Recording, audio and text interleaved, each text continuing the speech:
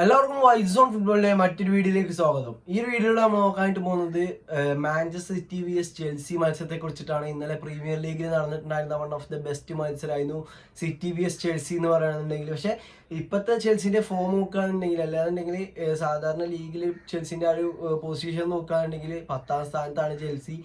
ഒരു 10ാം സ്ഥാനത്തുള്ള ചെൽസി 2ാം സ്ഥാനക്കാരായ സിറ്റിയോടായിരുന്നു ഇന്നലെ കളിച്ചിട്ടുണ്ടായിരുന്നത്. ആ ഒരു മത്സരം 1-1 ഡ്രോയിലാണ് അവസാനിച്ചിട്ടുണ്ടായിരുന്നത്. ആ ഒരു മത്സരത്തിന്റെ പ്രത്യേകത എന്ന് വെച്ചാൽ ഇപ്പോൾ സിറ്റി ആ ഒരു മത്സരത്തിൽ 2 പോയിന്റ്സ് ഡ്രോപ്പ് ചെയ്യണം നമ്മൾ കണ്ടു.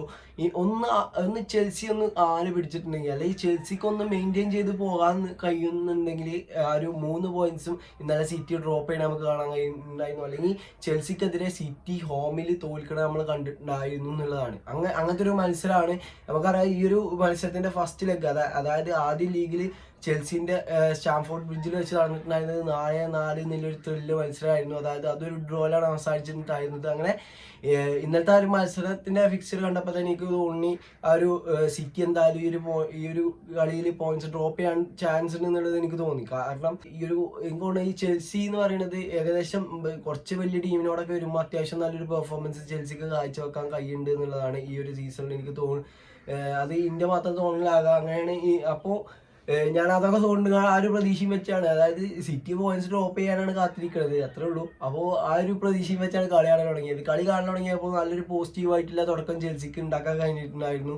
അങ്ങനെ നല്ല ബിഗ് ചാൻസസ് ഒക്കെ കുറെ ഫസ്റ്റ് ഹാഫ് തന്നെ ഒട്ടനവധി ബിഗ് ചാൻസ് ക്രിയേറ്റ് ചെയ്യണ കണ്ടവള് ചെൽസി. അതായത് നിക്കോളാസ് ജാക്സൺ ഒക്കെ നല്ലൊരു ഫ്രീ ചാൻസ് ഒക്കെ കിട്ടുന്നുണ്ടായിരുന്നു. ആ ഒരു ചാൻസും പിന്നെ നമുക്കറിയാം പിന്നെയും കുറേ ചാൻസുകളൊക്കെ ഉണ്ടായിരുന്നു. പക്ഷെ അതിൽ ചാൻസുകളൊക്കെ ചെൽസി മിസ്സാക്കാണ്. പക്ഷെ അത് നിക്കോളാസ് ജാക്സന്റെ ചാൻസ് ഒഴിക്കും, ബാക്കിയൊക്കെ എനിക്ക് തോന്നുന്നു ആ ഒരു ഓഫ് സൈഡ് മുഴങ്ങാൻ ചാൻസ് ഇല്ലായിരുന്നു. അതുകൊണ്ട് പക്ഷെ ജാക്സൺ അത് സിമ്പിളായിട്ട് ഫിനിഷ് ചെയ്യാൻ കഴിഞ്ഞിട്ടുണ്ടായിരുന്നു ആ ഒരു ഇതെന്ന് പറയുന്നത്. പക്ഷെ ജാക്സന് ആ ഒരു ഇത് മുതലെടുക്കാൻ കഴിഞ്ഞിട്ടില്ല. അങ്ങനെ 42ാമത്തെ മിനിറ്റിലാണ് സ്റ്റേർലിംഗ് ആ ഒരു ഫസ്റ്റ് ഗോൾ അടിച്ചിട്ടുണ്ടായിരുന്നത്. അതൊരു സ്റ്റേർലിങ്ങിന്റെ ഇൻഡിവിജ്വൽ ബ്രില്യൻസ് ആണെന്ന് വേണമെങ്കിൽ പറയാം. കാരണം ആ ഒരു ഒറ്റ ടേണിൽ അവിടെ വാക്കർ വീറ്റായി അപ്പോൾ അതിനുശേഷം എല്ലാ ഒരു ഫിനിഷിങ് കാണുന്നുണ്ടെങ്കിലും അടിപൊളിയായിട്ട് തന്നെ സ്റ്റേർലിംഗ് എടുക്കണേ നമ്മൾ കണ്ടു. അതായത് തൻ്റെ പഴയ ടീമിനെതിരെ സ്റ്റേർലിംഗ് ആദ്യം ചെൽസിക്ക് വേണ്ടി സ്കോർ ചെയ്യണേ നമ്മൾ കണ്ടിട്ടുണ്ടായിരുന്നത്. അങ്ങനെ ഫസ്റ്റ് ഹാഫ് അവസാനിച്ചു. പക്ഷേ അപ്പോഴും മാൻ സിറ്റിക്കൊന്നും വലുതായിട്ട് ചെയ്യാനില്ല.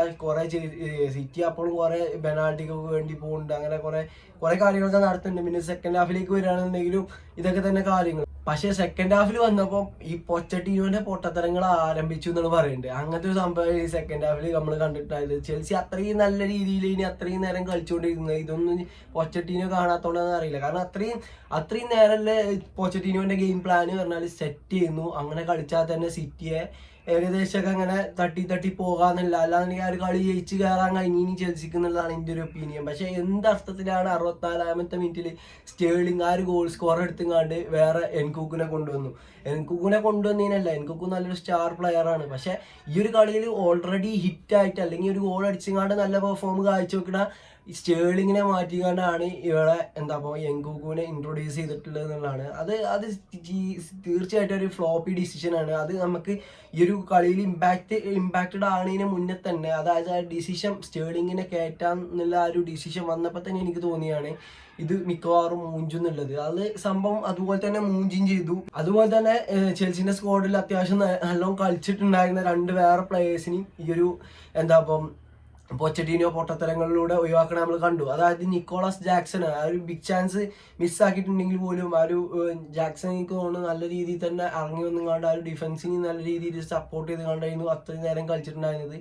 ആ ഒരു ജാക്സൺ പോയതിന് ശേഷമാണ് റോഡ്രി ആ ഗോൾ അടിച്ചിട്ടുള്ളത്. അത് അപ്പം തന്നെ എല്ലാവരും നോട്ടീസ് ചെയ്തിട്ടുണ്ടാവും. പിന്നെ അതിനു മുന്നേ കോൾ പാൽമറെ കയറ്റിണ്ടാണ്ടു. അത് അങ്ങനെ ചേഞ്ചസുകൾ കുറെ വന്നു. പക്ഷേ ഈ ഒരു ചേഞ്ചസ് ഒന്നുപോലും ചെൽസിക്ക് ഇമ്പാക്റ്റ് ആക്കി എടുക്കാൻ കഴിഞ്ഞിട്ടില്ല. അതായത് ഈ ചെൽസിന്റെ ചേഞ്ചസ് ഒക്കെ തീർച്ചയായിട്ടും ഉപകാരപ്പെട്ടിട്ടുണ്ടാകുക മാൻ സിറ്റിക്ക് അത് നല്ലോണം തന്നെ യൂട്ടിലൈസ് ചെയ്യാൻ കഴിഞ്ഞിട്ടുണ്ട്. ഇനിയിപ്പോൾ മാൻ സിറ്റിക്ക് വേണ്ടി 83ാമത്തെ മിനിറ്റ് വരെ ഈ ഒരു ചെൽസി മാൻ സിറ്റിനോട് ക്ലീൻ ഷീറ്റ് പിടിച്ചിട്ടുണ്ട്. ആ ഒരു 83ാമത്തെ മിനിറ്റിൽ റോഡ്രിയാണ് ഒരു ഗോൾ അടിച്ചിട്ടുണ്ടായിരുന്നത്. കുറേ നേരം കൊണ്ടാണ് അങ്ങനത്തെ ഒരു ഗോൾ വന്നിട്ടുണ്ടായിരുന്നത്.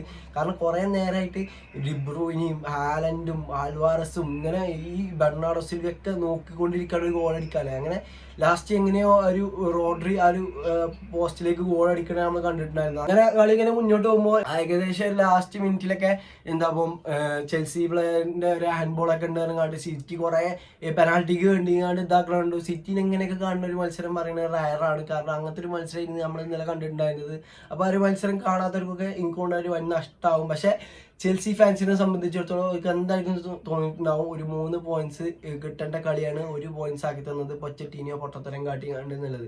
എന്തായാലും ഇന്നലെ മാൻ സിറ്റി 2 പോയിന്റ്സ് ഡ്രോപ്പ് ചെയ്തു. അതുകൊണ്ട് തന്നെ പ്രീമിയർ ലീഗത്തെ ടൈറ്റിൽ റൈസ് ഒന്നും പാടെ ശക്തമായിരിക്കുകയാണ്. അതായത് ഇപ്പൊ നമ്മളെ പ്രീമിയർ ലീഗിന്റെ പോയിന്റ് ടേബിൾ എടുത്ത് നോക്കാന്നുണ്ടെങ്കിൽ 1-ാം സ്ഥാനത്ത് ലിവർപൂൾ ആണ്, 57 പോയിന്റ്സ് ഉണ്ട് ലിവർപൂളിന്. 2-ാം സ്ഥാനത്ത് ആഴ്സണലാണ്, ആഴ്സണലിന് 55 പോയിന്റ്സ് ഉണ്ട്. ഈ ഒരു ആഴ്സണലും അതുപോലെ തന്നെ ലിവർപൂളും 25 മത്സരം വീതം കളിച്ചിട്ടുണ്ട്. സിറ്റിക്ക് ഇന്നലെ 2 ഗെയിമിംഗ് ഹാൻഡ് ഉണ്ടായിരുന്നു, അതിലൊന്നായിരുന്നു ഇന്നലെ ചെൽസിനോട് കളിച്ചിട്ടുണ്ടായിരുന്നത്. ആ ഒരു മത്സരമാണ് ഡ്രോ ആയിട്ടുള്ളത്. അങ്ങനെ ഈ സിറ്റി 24 കളിയിൽ നിന്ന് ഏകദേശം 53 പോയിന്റ്സ് എങ്ങാണ്ടാണ് ഇപ്പോൾ ഈ ഒരു പ്രീമിയർ ലീഗിന്റെ ടാബിളിൽ 3-ാമതായി കാണുകയാണ് സിറ്റി നിൽക്കുന്നതാണ്.